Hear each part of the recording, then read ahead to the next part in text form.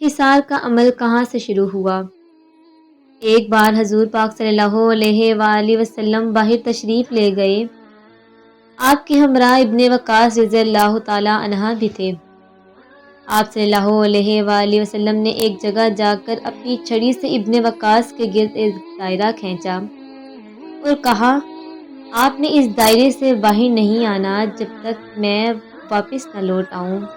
اور پھر آپ صلی اللہ علیہ وآلہ وسلم دور تشریف لے گئے کہ یہاں تک کہ نظروں سے اوجھل ہو گئے۔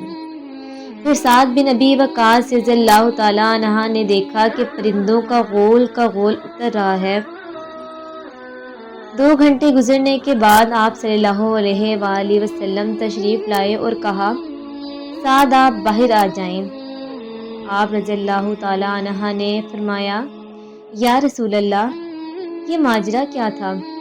کہا، جنات کا ایک گروہ تھا جو مجھ سے دین سیکھنے آیا تھا، لیکن میں تمہارے گرد دائرہ کھینچ گیا تھا، حصار باندھ گیا تھا کہ تمہیں کوئی اچک کے لے نہ جائے۔